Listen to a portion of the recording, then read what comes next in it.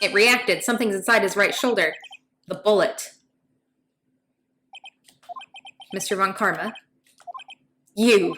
It was you. I was afraid this would happen, and so I remained silent. Indeed, there is a bullet in my shoulder. However, it has nothing to do with this incident. What? I was shot in the shoulder long before the DL6 incident. I claim that the bullet in my shoulder has no relation to DL6. But Mr. Von Karma, can you prove that? Prove? I have no obligation to prove anything. It is Mr. Wright who must prove something here, not I. Mr. Wright? Well, can you prove it? Can you prove that the bullet in Von Karma's shoulder was from DL6? Of course he can't. You don't have any of the DL6 evidence. Yeah, because you took it. Yeah, you took it out of the court record room yesterday.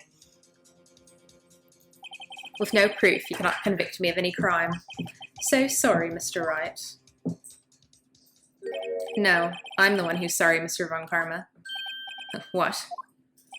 You were close. 1 day away from freedom. But you see, I have proof. What? Who would have thought you would dig your own grave trying to convict Edgeworth?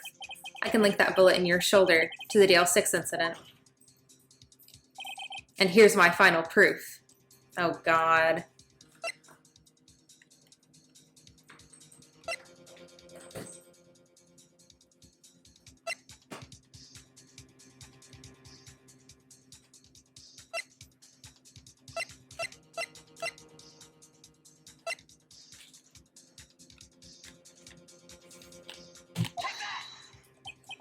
That's a bullet?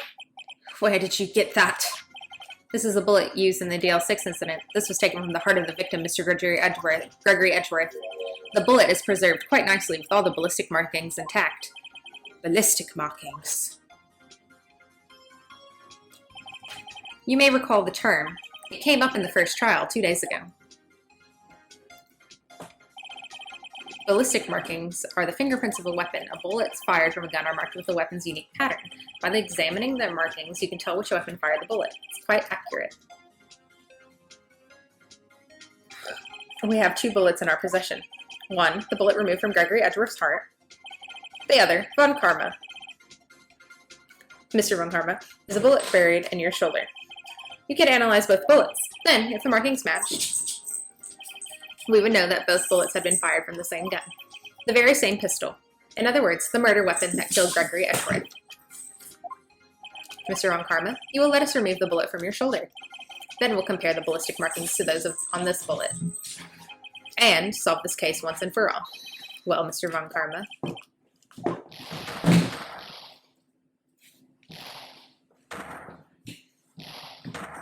Oh no, he's angry. Angry man. That scream. I've heard that scream before. Wait, I know. Oh, this song's so sad. Help, I can't breathe. Quiet, I said quiet. You're not making this any easier. Stop breathing my air. I'll stop you. Stop breathing my air. Get away. Get away from my father.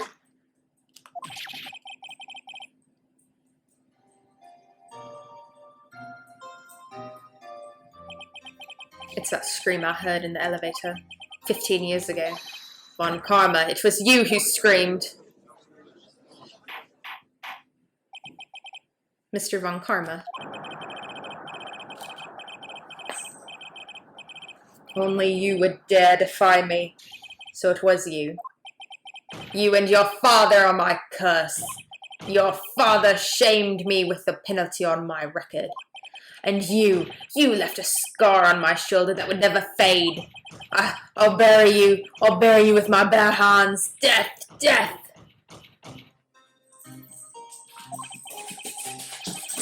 Chief Prosecutor, I am sorry. Von Karma, it's not like you to make this kind of error. I would never have thought that Edgeworth would be the one to catch you. I was careless. I'm sorry, but you will have to be penalized. I've covered for you in the past, but not this time. Edgeworth?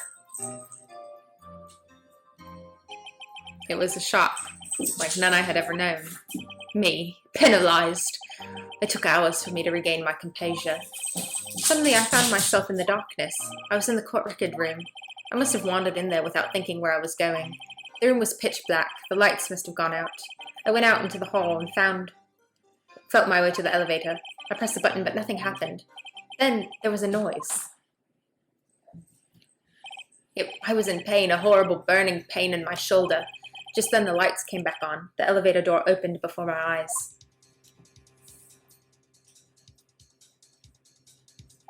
I saw 3 people inside, all lying unconscious from oxygen deprivation. Much to my surprise, a pistol lay at my feet. I knew then it was destiny.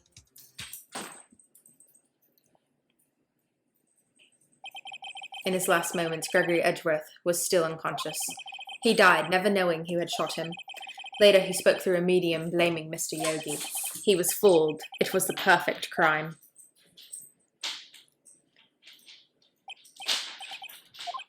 Who would have thought another man would have come to open that elevator door?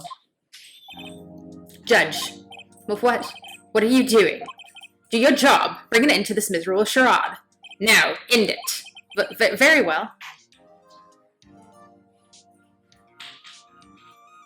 It appears that we have come a very long way to the end of this maze, 15 years later. Mr. Miles Edgeworth? Yes, Your Honor. You were innocent. You are innocent.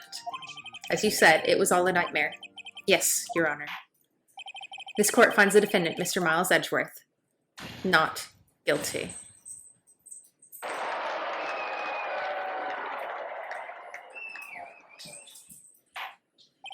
That is all. This court is adjourned.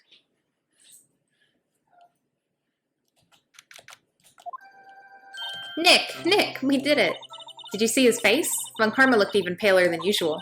He's pretending to be all cool, but inside you crushed him, Nick. Crushed. I gotta say, I'm impressed. It was pretty close, though. I was sure we'd had it. I know, I was on the verge of tears the whole time, myself, but now it's all just a good memory. So it's finally over, Edgeworth. Right. Yeah? I'm not sure how to say this. I know. Try thank you. I see. Thank you, right. You're welcome. I think you could have done better than that. Sorry, I'm not good at this sort of thing. You got a lot to learn, Edgeworth. She's got you there. Whoop! Amazing, pal. You pulled through just like I thought you would. I'll never forget this. I owe you one, pal. And tonight, let's party. Dinner's on me. Yeah, my salary went down a bit this month, but who cares? See, Mr. Edgeworth, you should take a lesson from Detective Gumshoe. That's how you say thank you. I see. Ahem. Woo! I feel foolish. Don't worry. Take it a little at a time. You'll get used to it. It's been 15 years since I've seen Edgeworth this unguarded. Hey, y'all. Wada. Y'all were great in there. Thank you. Yo, Edgeworth, congrats. Thank you all very much. I knew you were innocent from the start, of course. Just look at you. You wouldn't stick your hand in the cookie jar even if no one was there. You were the witness in the first day of the trial, weren't you? Yeah, well, let bygones be bygones, eh? Speaking of which, what are you doing here now, Wada? Hey, me? Oh, I went back to college. I gave up trying to be an investigative photographer pretty quick. Really? That's too bad. Huh? Isn't that the hot dog guy from the park? Huh? It's over, Nick. My life is over. Well, why the sad face, Larry? What happened now? Oh, Nick, I'm not long for this world. You don't look sick. It's Kianci. She's going to live in Paris. Paris, Nick. She's leaving me behind. Should have seen that coming. Yo, Edgy, there you are. Yes, here I am. Congrats, Edgy. Yeah, a little gift from me in celebration. Celebration? That's unusual for you. Harry Butts, you come along tonight too. My treat, pal. Huh? Oh, thanks. Looking forward to it. Yo, Nick. That's the suit that questioned me. When he says treat, that's not police talk for prison food, right? Right? I think you'll be fine, Larry. Right. Yeah, what's up? That envelope that Larry gave me. It's got money in it. Well, yeah, that's not that strange. People give money away to celebrate sometimes. It's 38, right? Huh? What a weird amount. I mean, it's not a little, but it's not a lot either. $38? Exactly? Nick! Wasn't that the exact amount of lunch money that was stolen from Mr. Edgeworth in school? $38? No. No, Larry, it was you! What are you so surprised about, right? Huh? Larry was absent that day from school, right? But that doesn't automatically rule him out as one suspect. What? Think back to that day 15 years ago. Larry took the day off, but he was bored, so he came into school anyway. Then he saw the money lying there, and the rest is history. I never was good at history. Edgeworth, you didn't know, did you? I suspected. I just couldn't picture Larry protecting you like he did that day. Everyone else was saying you did it. The whole class was against you, remember? Yeah, well, too. Right, you may not know this, but we used to have a saying back in school. When something smells, it's usually the butts. I know. Really, right. I'm surprised you didn't figure it out. Well, this is sure an unexpected turn of events, eh? Edgeworth. You should have told me. Now, Nick. It was 15 years ago. Don't you think the statute of limitations has run out, Mr. Edgeworth? I'd say so, yes. There you have it. Where does that leave me? I became a defense attorney because of what you two did. Well, you've always been something of an insufferable emotionalist. Yeah, and you get worked up too easily, too. To death! The death sentence for both of you! Man, if only I'd known, I'd have become a prosecutor. The same goes for me, only the other way around. For the longest time, I thought that I might have killed my own father. I thought I might be a criminal. I became a prosecutor in part to punish myself. If I had known the truth, I might have become a defense attorney after all. Edgeworth. Want to switch, right? Hey, y'all. Line up. I'll take a photo. Hey, photo time. Let's go. And after that, dinner on me. Detective Gumshoe took us out to the town that night. We celebrated Edgeworth's newfound freedom. Even though Edgeworth himself was still in detention.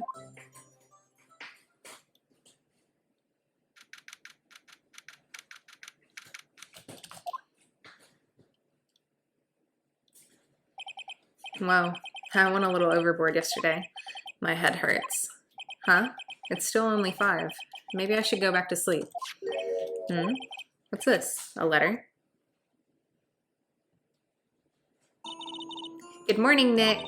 You were really impressive yesterday. Seeing you, it made me think about what I'm doing here. I'm a spirit medium, in training, of course. I wanted to help Mr. Edgeworth, too. I wanted to help you, but I couldn't. I was useless. So I've decided to go back to my training. I'll become a full-fledged spirit medium for starters. I couldn't say it to your face, so I left this letter. Goodbye, Nick. Goodbye? What time is it? Oh, the first trains for the mountain have already left to the station.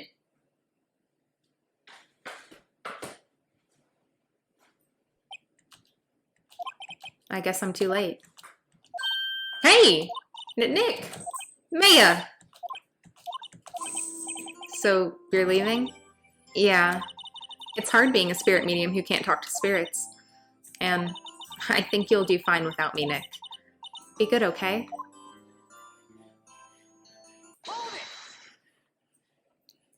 Wait! What? I never could have saved Edgeworth without your help. Huh? On the last day of the trial, I heard Mia's voice. You heard my sister? Yes, only her voice, but still. It was at the very end when I thought we'd lost everything. Well, that's my sister for you. Detective Gumshoe helped, and Mr. Grossberg, and even Larry. I'm the only one who couldn't help. I was useless, Nick. But you were the one who stopped Von Karma, Maya. Huh? I didn't do anything. All I did was wander around and daze. Sorry, but I have evidence that you helped. Evidence? Show Maya some evidence to cheer her up. She was the one that got the bullet, right? A bullet? Von Karma was convinced he had taken all of the evidence pertaining to DL6, but you were the one who rescued the last piece of evidence we needed. This was the bullet that put an end to Von Karma, and you were the one who gave it to me. Nick. Thanks, Maya. I couldn't have done it without you. I'll be back soon. Huh? I'm going to complete my training and come back. Okay, I'll be waiting. Of course you will. You can't run that office by yourself. You're helpless. I don't know about that. So, this is it. See you soon, Maya.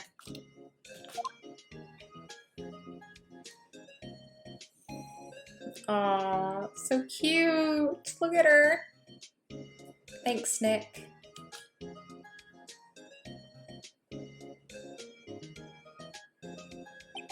And so my story ends. Time to turn a new page and say goodbye to the novice defense attorney that I once was. Now a new story begins, with the same old crazy cast of characters. Ha! Don't think you've graduated yet, amateur. Mr. Wright, perhaps you'd like to rethink that claim? Yes, Your Honor. Uh-oh, I got a bad feeling about this.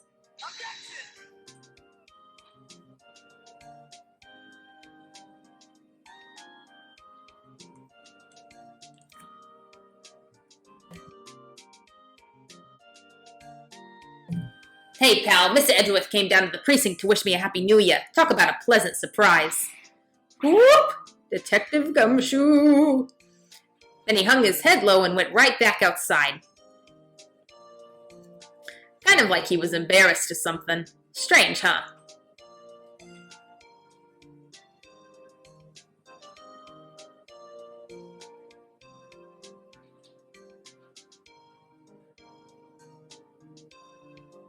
Huh? Nick? No, I haven't seen him lately. Who, me? I've been working at Cheese Shop. That Missy's a nice lady, but she's not exactly what you call a cheap date. Huh? Oh, she's in Hawaii right now. Yeah.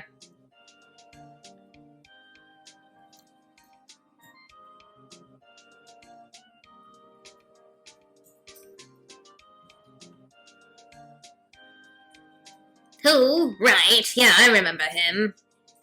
He's been busy lately. You know, not ringing my own bell, but I sort of taught him everything he knows. I'm sure he's grateful.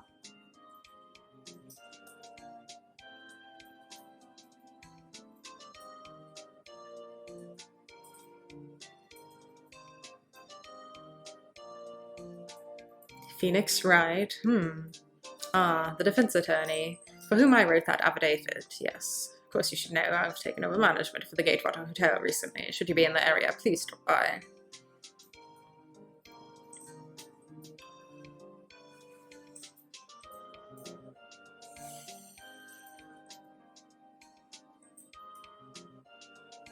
Oh, it's you. Phoenix Wright. Ah, yes, me as understudy, was he not? I wonder how he's doing. Haven't seen him late.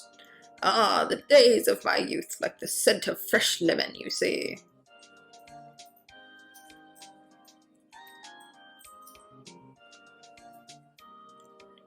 The music in this is so good. Phoenix Wright? Is he an actor? Well, I'm not buying it. You can't be a star with a name like Phoenix. Did you know that they're finally putting I can't even.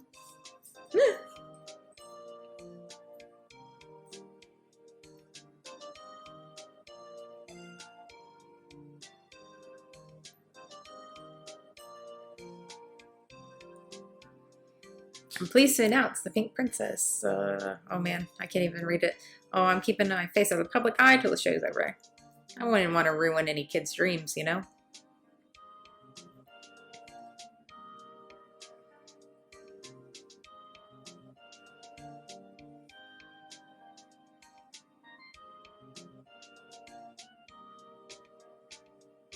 Oh, I got a letter from Maya the other day. It sounds like she caught a cold standing under a waterfall. I wanted to visit, but didn't have time, so I sent her some Pink Princess trading cards. She says she can't buy them where she is. What kind of place is she living at anyway? It's up in the mountains, dog.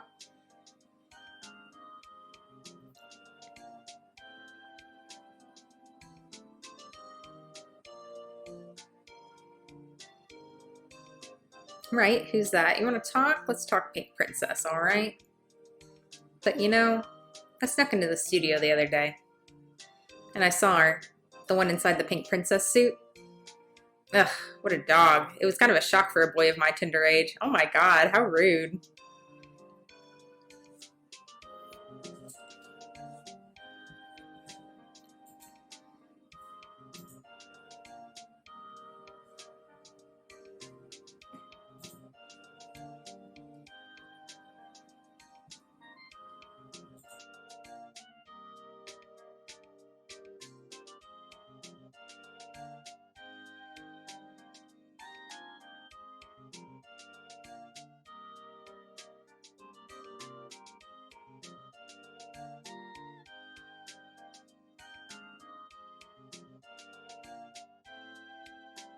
Oh, it's so cute. Look at him.